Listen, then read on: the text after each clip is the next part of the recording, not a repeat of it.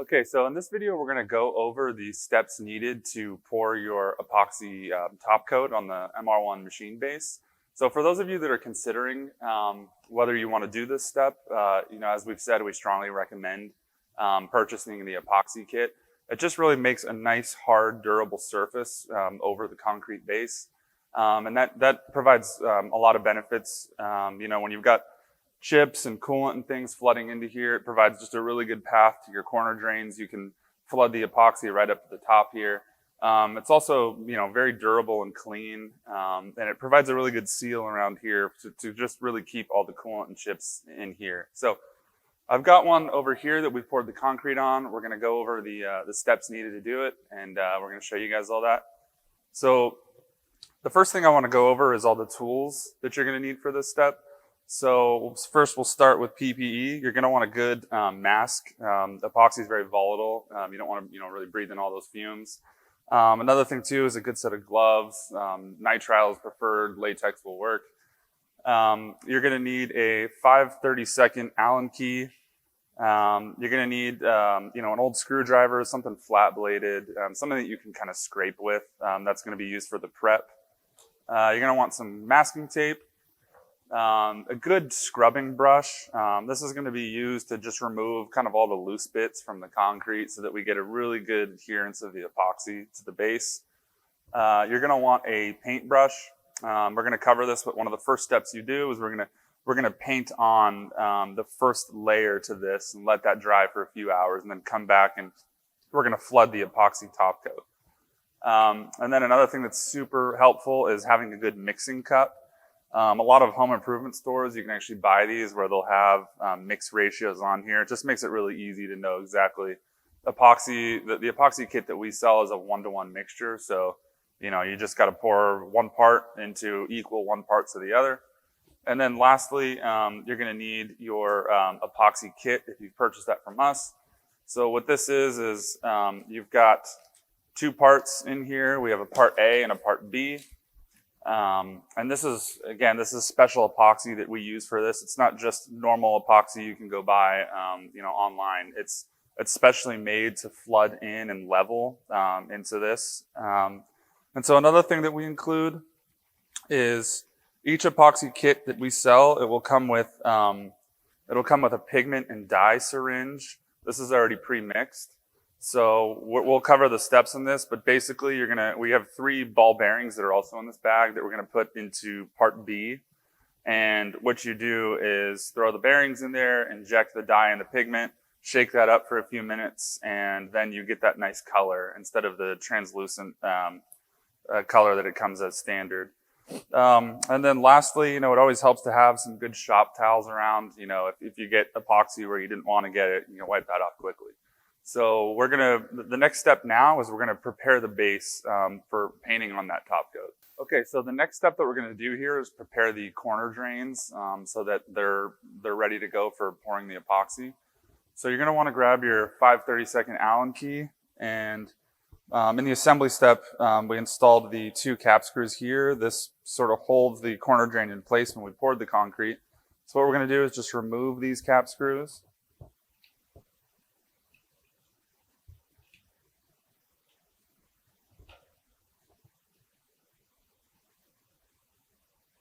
Okay, and then these tabs were just to suspend this in place. They're actually perforated, so for this step, all you're going to do is just snap them off and discard them. It's really that easy. And now the next thing is, if you had just poured your concrete base, you've probably got a bunch of concrete residue in here.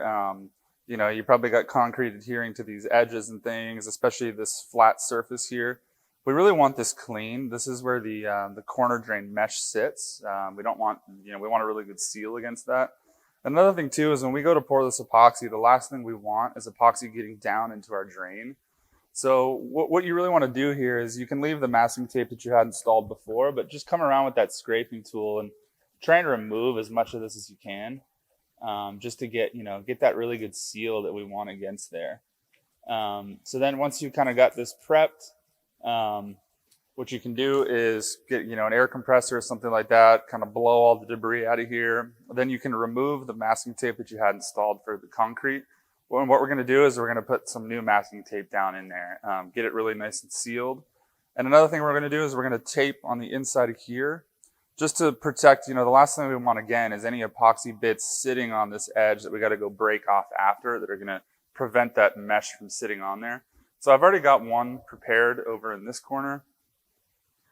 So underneath this masking tape, again, like I said, I really sealed off that hole with some fresh masking tape. And then what I'm doing here is the corner drain is sitting down on this surface. So what I'm doing is I'm just putting masking tape kind of going along here that's resting on that surface just to protect the integrity of my drain. I don't want any epoxy getting in there. And then when we do the flood coat, we're going to flood it all the way up to this edge here so that we get a nice, smooth grade coming right to the level of our drains. So what I'm going to do is basically go around all the corners and I'm going to prep them just like this. And then we will start prepping the base. All right, so now that we have our corner drains prepared, we need to basically prep the concrete itself. Now the key here is that we don't want any of this loose stuff on the surface of the concrete after we poured it. We don't want any of that on the surface here because we want really, really good adherence of our epoxy to our base.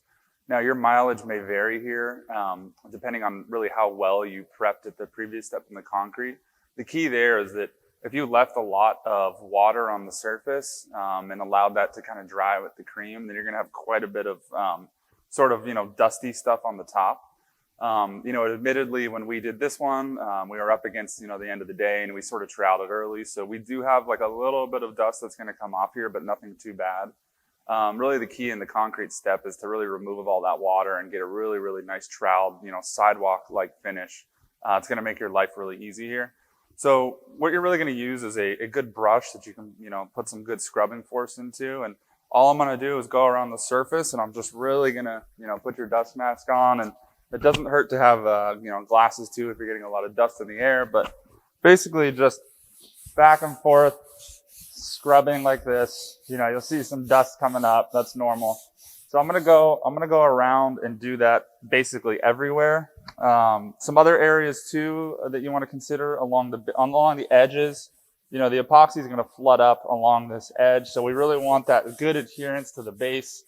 You can even get your scraper if there's any big bits along there and just sort of really clean that edge up. Another thing to consider too is this lip here. This is the seal that the enclosure will sit on. You really want to go and clean, make sure there's no concrete residue, anything like that on this when you're done. And then the last step before we do the top coat is we're going to get our masking tape and we're going to tape along this edge. We don't want any sort of a hard epoxy making its way up here and then it makes it hard to get a good seal on the enclosure. So I'm going to go around here and I'm going to scrub and prepare this. It really, really helps to have an air compressor where you can scrub around and, remove all the loose stuff and at the very end, blow it all off, get it nice and ready. If you don't have an air compressor, next best thing would be a dry rag. And that's, going to get basically everything off of the surface here so that we can get a really good adherence to our concrete base. Now, another important thing is that if you've made it this far, it's 5 days. You got to wait 5 days for the concrete to cure fully. This allows all the moisture to really exit the concrete here and allow us to put that top coat down, before sealing it off. So I'm going to go ahead and get this prepped. And then the next thing that we'll do is we'll put our masking tape along these edges, and then we'll go ahead and paint on that first coat. Okay, so now we have our concrete base. The surface is nice and clean. We're ready to paint on that top coat. So what we really did is we put, a lot of elbow grease into this with the brush, really got all the loose bits and stuff. Again, we probably didn't do the best job when it came to troweling this. We left a little bit too much water, so kind of a little bit of creamy stuff on the top here that we had to scrape off.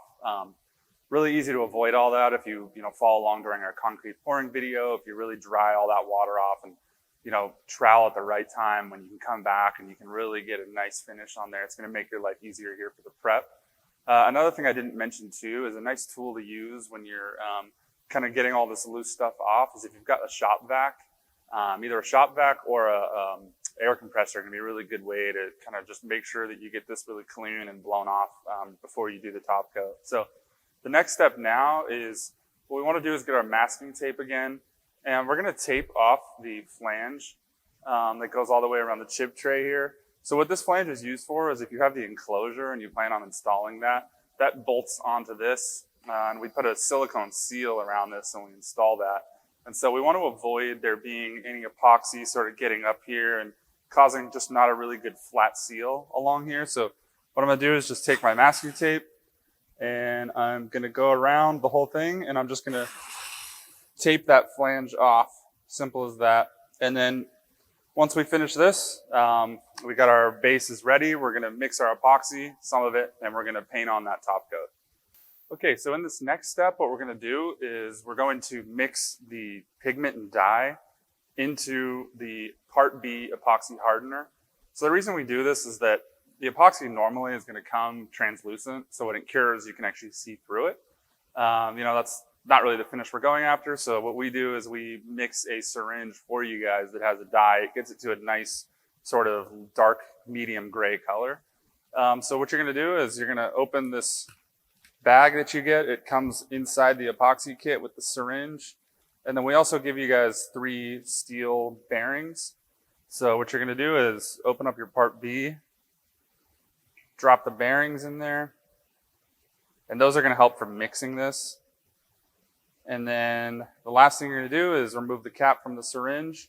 And all we're going to do is we're just going to inject it down into the Part B here.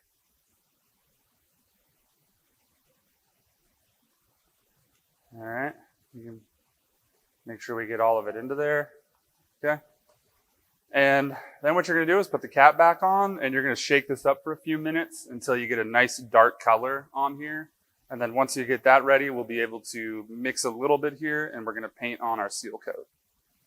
Okay, so now that we have the dye mixed into our Part B, the next thing we're gonna do is we're gonna mix a small quantity of Part A and B into our mixing cup. And what we're going to do is use that quantity to go around and paint on our seal coat. So what the seal coat is I'm basically going to seal off this entire surface with just a thin layer like you'd paint on a wall. I'm going to go over some of the key areas we want to hit when we apply this. But basically you're going to let that tack up. The instructions say 6 to 8 hours. You're going to let that tack up, and then you're going to come back and you're going to mix up the rest for your flood coat. And then what the flood coat does is once the seal coat is dry, we're going to go and pour that everywhere, and that's just going to level off nice and smooth everywhere all the way up to our corner drains. It's going to give us that nice flat surface. So again, if once you start putting the seal coat on, you've got to do the top coat within 6 to 8 hours. If you put the top coat on or the seal coat on at night, and you have to come out and the next day, 12 hours later, unfortunately, you actually have to scuff up the seal coat to get a good stick. So I'd really highly recommend that before you guys go and paint on your seal coat, make sure you've got 6 to 8 hours that you can wait for this to dry, and then you can come and mix the flood coat and put that on. So with that said, I'm going to mix up enough of this to paint on my seal coat. So what we found is it helps to really have a good all-purpose mixing container. You can find these at most home improvement stores. This one's from Home Depot. But what you're going to want to do is mix equal parts volume of Part A and Part B. So we found that a good amount of mixed epoxy for putting on the seal coat, it's about 20 ounces. So you're going to want to mix 10 ounces of Part A and 10 ounces of Part B, and that'll give you enough to go ahead and kind of pour around here and paint on that seal coat. So I'm going to go ahead and get this mixed, and once I get that mixed, we're going to put on the seal coat. So another thing too is when you pour these two parts in here, you're really going to want to mix thoroughly. Get a good mixing stick, like a solid minute, to make sure the two parts are really mixed fully. That's going to give us that really good cure of the epoxy. So I'm going to get this mixed up, and then we'll show you guys how to do the seal coat. Okay, so now that I have my 20 ounces of epoxy mixed, what I'm going to do here is just go around the concrete base, and I'm just going to pour enough out to just sort of get this all roughly spread out, and then we're going to go around with the brush and paint it in. So I'm just going to go around like this.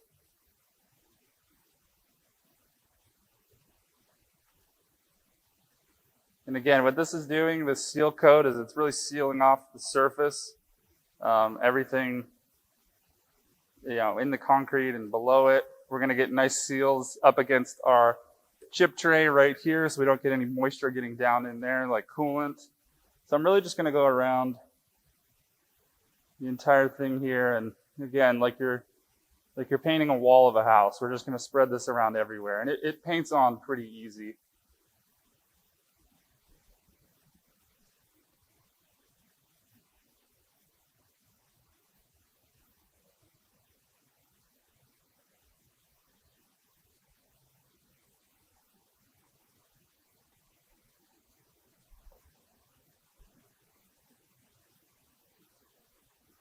So I'll leave a little bit extra in the cup, just in case there were areas that I didn't find, that I didn't reach all the way. And so, again, I'm just going to go around, and we're painting it on.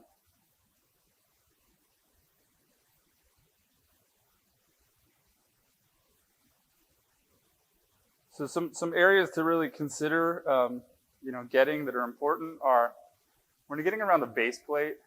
We've found that really getting a good coat of epoxy on the side here really seals it off nicely. It looks really good. So you're going to want to go across and do that, all the way around the base plate as you're painting this on. Another area that's pretty important is this inside lip here of the chip tray where it meets the concrete. If you just take your brush, I'm going to do it here on the front, and I just paint all the way up to the tape like this, I get a nice coat that's going to seal that off.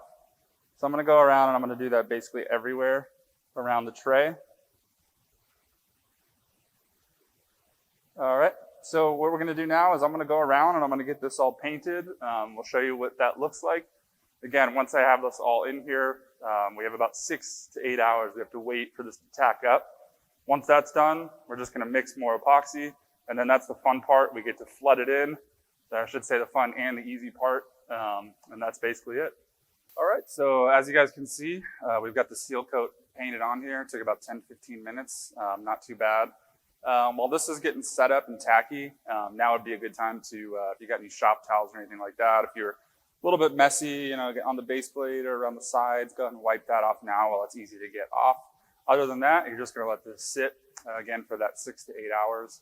Another thing that I want to mention here that I don't believe we covered in the tools that you were needed in the beginning is you're going to need, for the flood coat, it's very important, you need a heat gun or a blow dryer. And the reason that you use this is when you're mixing that epoxy in the cup, you get air bubbles in it. And so what we're going to do, very effective tool, you just hit it with this 6 to 10 inches away, very broad strokes like this. You'll see those bubbles just sort of disappear. So not super critical at the seal coat stage. If you see anything kind of big popping up, I've got a couple here I might hit down, nothing too scary. Now would be a good time to do that while you're waiting. But again, you're definitely going to need this for the flood coat. So with that, we're going to wait the 6 to 8 hours, let this set up, then we're going to come back and we'll show you guys how to put on that flood coat. Okay, so it's been about 6 hours. We've let the seal coat dry. You'll notice, if you kind of touch it, it's feeling a little bit tacky. That's what you want. Now we know that this is ready to pour the flood coat down. I mentioned this before, but if you got to this point, something came up, and you weren't able to put your flood coat in within that 6 to 8 hour window, unfortunately, what you're going to have to do is get some fine grit sandpaper and just go around and scuff up what you have, at least some of the more smoother areas. That way the flood coat can get in and interlock nicely. Fortunately, we're in the time window here, so what we're going to do is I've got a larger mixing container. Again, the ratio is 1 to 1. I'm going to pour as much as I can fit of what we have remaining into here, and then I'll show you guys sort of the strategy for flooding this. But basically what you're going to do is you're going to mix it really good, and then you're going to go around and just get a nice even flood. And what the goal here is that the epoxy, your machine base and everything, we leveled that before we poured the concrete, and that'll allow the epoxy to basically pour everywhere and get nice and level up to the drain levels. And then once that happens, we know we have enough, and we basically just sit back and let it cure. So probably another good time to mention that, if you did not level your machine when you poured your concrete, now's at least the time to do a sanity check, throw a level across the rails, make sure you're still level. There's really no reason you shouldn't be if you did that when you did your concrete, but definitely something to check here, since the epoxy is gonna wanna flow relative to level. So with that said, I'm gonna mix this up and then we'll show you the next steps. Okay, so now we've got enough mixed to try and do the flood coat here. I've got about a quarter of the gallon mixture left, so if this doesn't end up being enough, I'm gonna mix some up real quick and get it to flow. So what I really wanna do here is just like it sounds. I'm just gonna add, we're just gonna be going around and adding it everywhere and letting gravity do the work.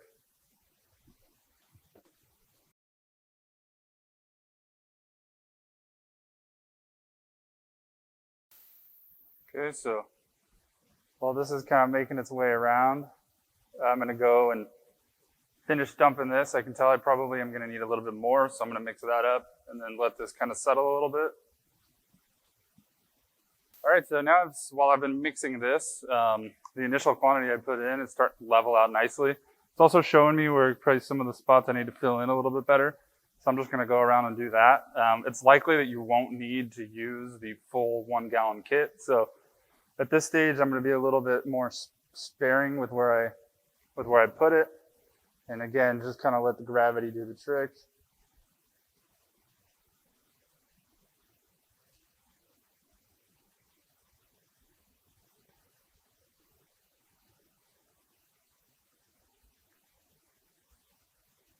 So if you're like me, you forgot the ball bearings were in there. When I emptied the containers, I accidentally dumped them into my mixing thing. So just something to be aware of. You don't want to have to fish those out on your epoxy table as it's getting a nice smooth surface.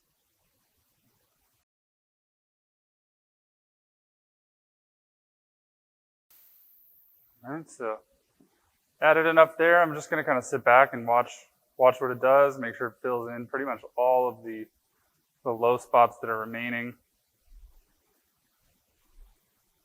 This is looking pretty good. Maybe a couple of spots I gotta pay attention to, but other than that, this should flow nicely. Okay, so at this point, I've got the epoxy flooded out kind of exactly where I want it. The next thing I'm gonna do now is just kind of sit back and I'm gonna grab my heat gun or blow dryer and I'm gonna watch what the bubbles are doing and I'm gonna hit those down. Again, you wanna be 6 to 10 inches over the surface. Broad strokes like this, you'll see that the bubbles will just kind of disappear on their own. It's pretty easy to get rid of them. And the other thing I wanna mention too is as you're flooding this, a lot of when we're doing the concrete pour, behind the corner drains, it's pretty common that the concrete doesn't really work itself back there.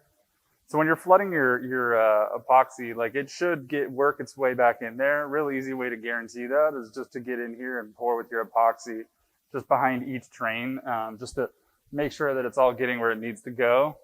So this one looks pretty good. We can basically, sit back and wait for this thing to cure and then it'll be ready to run. Thanks for watching.